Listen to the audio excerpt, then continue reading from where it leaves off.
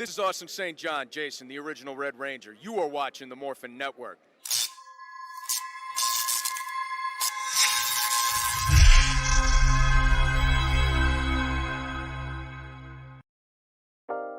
Carson's Corner is a black LGBTQ-owned small business.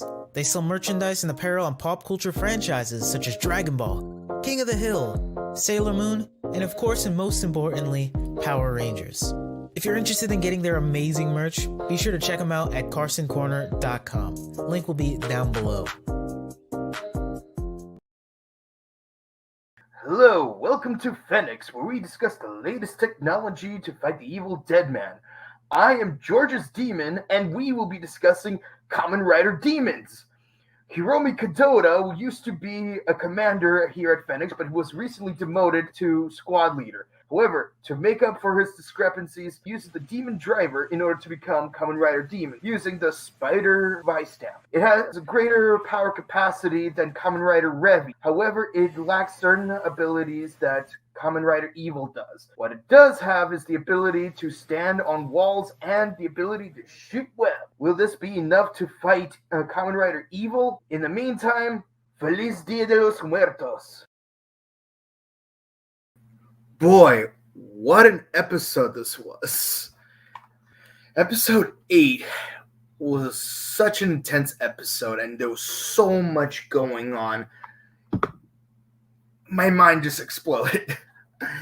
By the way, everyone, happy Halloween. I know we are doing this podcast a little late, and you know, we had to go through a lot of delays, but a lot of stuff has been going on, both behind the scenes and in real life.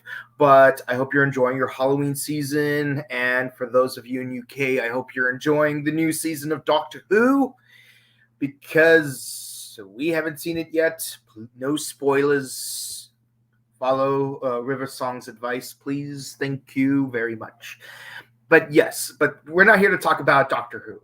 We're here to talk about the Japanese version, which is Kamen Rider. And of course, we are discussing episode 8, Family Rest, Heaven and Hell. So, what did you guys think of the episode? Did you like it? Did you hate it? What do you want to happen next? Let us know in the comments, and let's get started. So, the episode starts off with the Igarashi family going to an onsen because mom, and yes, they call her mom. Everyone calls her mom, just like how in the Jackie Chan Adventures, his name is Uncle Chan. No one mess with Uncle! But yes, mom made a full recovery, so they need to. So they're going to celebrate. And of course, Vice was told to, to play the silent treatment because Icky needs a break from, having a mouthy stand. However, also at the onsen is this one family that were regular customers. So much so that they've been around in a lot of scenes behind the scenes in previous episodes, even at the graduation ceremony where Daiji was supposed to become Kamen Rider Revi. But they're not the only ones who showed up, because the dead men are disguised as members of the staff, most notably Julio's a bellhop, and of course he flirts a little bit with Sakura, and of course, everyone's like, "Oh, Sakura, is this your boyfriend? He seems like such a nice guy."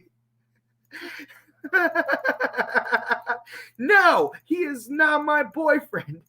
Really? You sure? Because you guys got chemistry. I'm like, what chemistry? Anyways, so once they go to the bath, they find that they have additional guests. Yes, George and Hiromi are both in the onsen as well, because they are secretly investigating whether or not Daiji is Kamen Rider Evil. They need proof and take him out if necessary. Now, it just so happens that the regulars at their bathhouse have ulterior motives, because they are constantly spying on them. They even have audio taps on the Igarashi's room. So I'm really curious, what are their motives? It would be weird if it turns out they were trying. Okay, here's my first hypothesis. Obviously, I'm going to edit them as we go along. Here's my hypothesis. There's no way these guys are like evil, but I'm thinking they either work for a rival bathhouse that the Igarashis are not aware of, or they plan on opening their own bathhouse and they need dirt to take them out. That's the only thing I could think of at the moment. I will come up with a better theory over time if there is a better theory to come up with. But what other reason would they have for spying on the Igarashis if not to get some kind of dirt on them? Possibly to blackmail them. Okay, moving right along. So they go to dinner and Aguilera spikes Ikki's drink. But of course, turns out Daiji isn't Daiji. He's actually Kagero, and even though Vice tries to stop Ikki from drinking it because he thinks that that it might be spiked, Kagero knocks the drink out of his hand. Of course, Vice is like, "Nice, Daiji, you did a great job." But of course, the reason behind this is Kagero wants to take out Ikki by himself. He doesn't want to have some kind of cop-out method of killing Ikki used by someone else, like spiking a drink by Aguilera. And of course, Julio is not too much of a fan of this, and neither is Aguilera, because this could have been an easy way to take him out, but they didn't.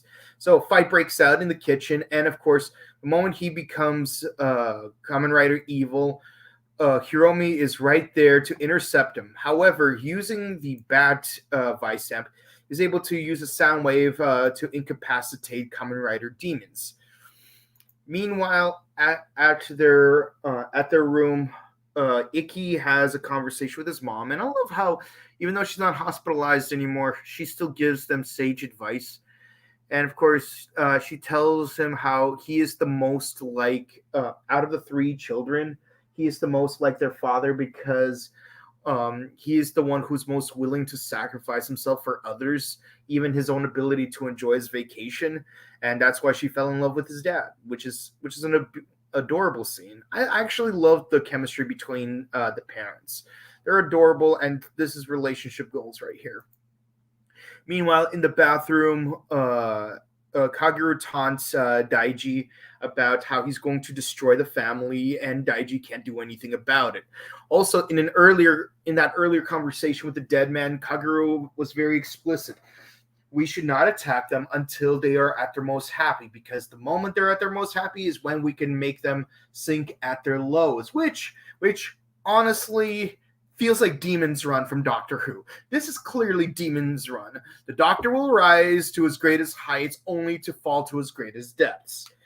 Of course, I feel like, given that the show was about 48 years old at the time, I feel like there might have been even darker depths that he might have sank to, especially considering that, the Day of the Doctor was kind of a thing. But again, back to the Japanese show that's 50 years old, and also also went on hiatus in 1989. God, these two shows have so much in common.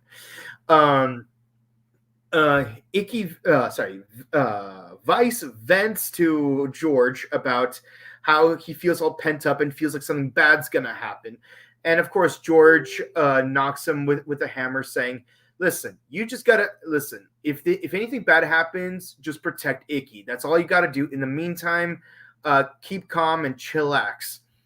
The following morning, they have a surprise. They throw a surprise for Mom that she made a full recovery, and of course, Dad puts on a nice suit and tie with flowers, and honestly, it almost looks like a wedding. It's really cute. But the three staff members that helped with the event reveal themselves to be none other than the dead man. Of course, because they're at their happiest, Daiji, or rather Kagero, punches Ikki, and the three dead men reveal themselves. "Gracias, dead man."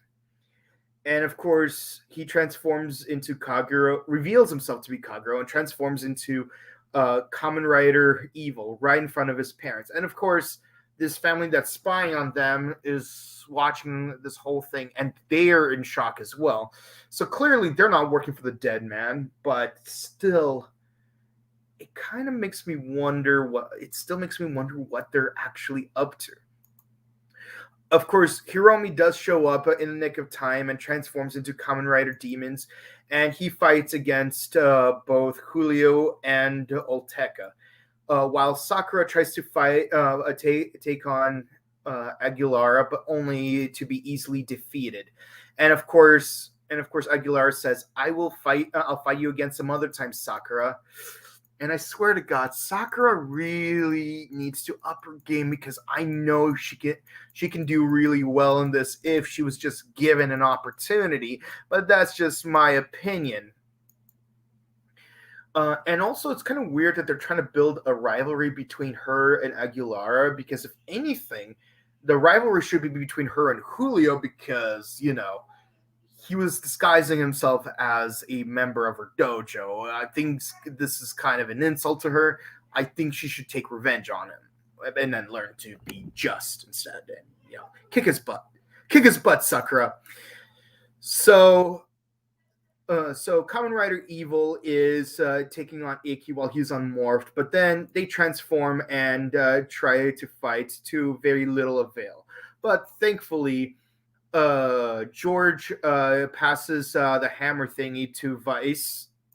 And yes, I'm calling it the hammer thingy. Yes, this is a Grim Adventures of Billy and Mandy reference. Can I get one of those hammer thingies? I like nachos. And of course, using the hammer, he is able to earthbend a bunch of bowlers.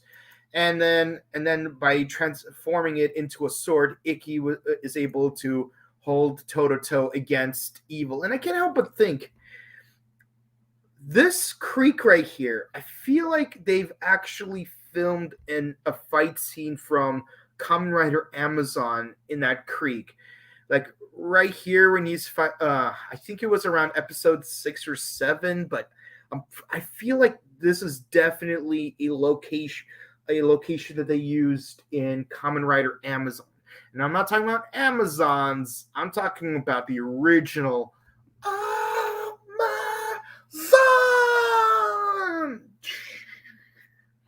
Okay. Of course, in the process, Iki does end up dropping the Jackal Vice stamp, which gets George very excited. George, what are you up to? What is it that you're up to, George? Anyways, so Evil transforms into his Jackal form, which strangely reminds me of Kamen Rider Arc. And I don't mean Arc from 01. I'm talking about Arc from Kiva. Yeah, King of Hell Castle movie. Anyways, so at the same time, Iki and Vice used the Gorilla Vice stamp to use the Forze genome, and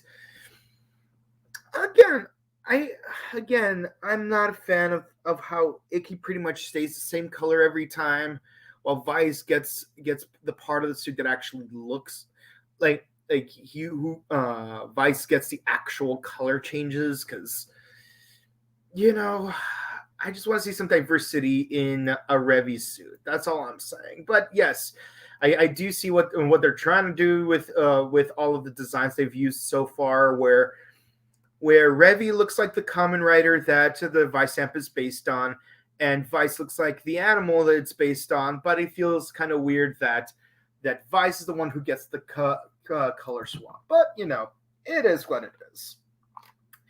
Anyways, so the two of them manage to use a stomping smash like Donkey Kong and Diddy Kong in order to fight Evil, and they knock him into the air, where they use Rocket Punch to take him out. And honestly, as far as I'm concerned, that is an O's move, not a Forcing move. I'm just saying that's Oz's Gorilla metal. I'm just saying. Or Kamen Rider Knuckles, Maron Energy Lockseed. because they reused the gorilla knuckles. Anyways, so using the Bata Vice stamp, and yes, finally we get to see this baby in action. Kamen Rider Demons is able to get Bata legs, just like Kamen Rider O's. I'm starting to see a pattern this episode. And uses it to kick the two dead men to the point where they have to evacuate. And boy, this kick is pretty beautiful, not gonna lie. Of course, Icky and Vice use the Gorilla Remix to use a repeated punching attack on Evil, causing him to retreat. Of course, the two of them have their own wounds they need to lick, and the family mourns at the fact that Daiji has fallen to the dark side, and they make Icky swear to save him. And that's pretty much it. That is the conclusion of the episode. Family rest, heaven and hell. And boy, a lot of stuff happened this episode. I feel like it's a miracle that I managed to cover the whole episode in such a short amount of time. But anyway, so what did you guys think of the episode? Did you like it, dislike it, score out of 10? What do you think is going to happen next? I know the actual episode just came out as of the time of this recording, but don't spoil it, okay? Me personally, things are definitely getting a lot better. Things are definitely improving compared to the last 2 or 3 episodes. And yes, a lot of stuff was happening. We got the Dead Man's springing a huge trap, which honestly was perfectly timed in terms of setting, because I think the best time to spring a trap on the enemies when they most want to rest. And yes, and I think it is a little funny how the members of Phoenix are also on vacation in order to spy on a certain someone. And what is this evil family's motives? They're not evil, but they do have ulterior motives. So there's that. I will say this though, I feel like Julio should not have revealed himself right away, that he's a dead man, because I think if he spied on Sakura a little longer and tried to build the relationship more, it would have added more to his betrayal and add more development to Sakura's story. I'm just saying. And yeah, like they could have even done a kayfabe where Old Tekka would attack Julio while trying to defend Sakura. Kind of like Blake defending Tori in episode 6 or 7 of Ninja Storm. Yeah, there was kind of an episode skip during the original run of the episode where they pretty much skipped an episode because peace conference. I think it was because of something involving politics. I'm not really, I can't remember, but yeah, there was a peace conference with the Scissors that got skipped. But the point is, Blake and Tori. This would have been a great thing to happen, and yeah, I do like the fighting choreography. The fighting choreography is always on point. It's great. I love how we got some comedy moments with George, because we don't get to see those very often anymore, other than him being moody or suspicious. Let's see. It's nice to finally see Forze being used in this season, and yeah. But yeah, I think Julio should have stayed kayfabe. That's just my opinion. Anyways, so I give the episode a 10 out of 10. Like this was pretty great, and again, make Sakura a writer. So let us know what you think in the comments. Okay, so let's take a look at the comments. Sorry, I have to catch this after. It is at the same time as Doctor Who season premiere. Okay, do not tell us do not tell us any spoilers on Doctor Who. I think I figured out why I like Vice X8 humanoid design. I think it's simple. You're a furry. Okay. I liked when Purple Mo met the family. Yes, and again, there should have been more kayfabe. Um, that the sister's actually trying to fight still, even if she's just buying time by being played with right now. She doesn't feel like the type to let that be status quo. Yeah, I want her to, take charge. Demons has no subtlety, and I love it. Favorite writer so far. George had a moment with Vice I liked during the night. Yep, I liked it too. If Julio does die to specifically Revice or whoever gets the actual stamp at the time, I want him to die to Kabuto or a writer from Kabuto. I don't know why you'd think that, but I will say this though. I'm still not. I would still say that Sword is my least favorite writer from Kabuto because one of these things is not like the others. One of these things is an arachnida. Okay, mostly because of his suit design. Partial Kabuto was my first. Yes, he's my first too. Okay.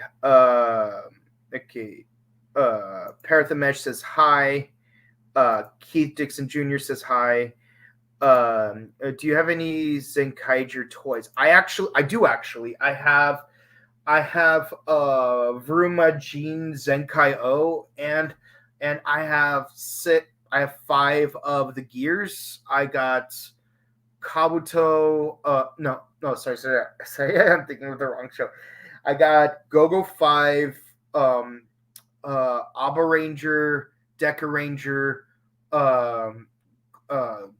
Ninja, and my favorite Bokinger. So even if I don't collect any more gears, at least I got the gear of my favorite season. So there's that. How are you doing today? I'm okay. Just, got a lot of stuff to do before Halloween starts. Happy Halloween, trick or treat. Yes, happy Halloween today and Feliz Dia de los Muertos tomorrow. Happy Halloween. Our festival's coming. Dwiley! I love Dwiley. I would love to go to a Dwiley party, not gonna lie. Japanese version of Power Rangers. Yada does it. You have a question for me. Okay, what's your question? Because if you don't post your question in the comments, I can't read it. Okay, well, I guess that's it for the comments. Thank you for watching this episode of the Rider Time podcast. And again, sorry we had to postpone it by a day. A lot of stuff came up with real life related things, but if you like this review, be sure to check out our previous reviews of Kamen Rider Revice, Saber, and 01 on our channel on YouTube, Facebook, Instagram, Twitter. Give us those likes, follows, and subscribes. Be sure to ding the bell icon because the YouTube dead man really like to mess with the algorithms, with the meta. And of course, if you like other tokusatsu, we also review Zenkaiger, which there will be a review of later today. And of course, so we also review the Boom Studio comics as well as episodes of Dino Fury, which we did yesterday. And of course, be sure to check out our recent interviews with various actors. Most recently, we've done Hunter Dino, Tessa Rao, Samuel Benta, David Bacon, and of course, the fake Aiden from Ninja Steel. So be sure to check those out on Facebook and YouTube.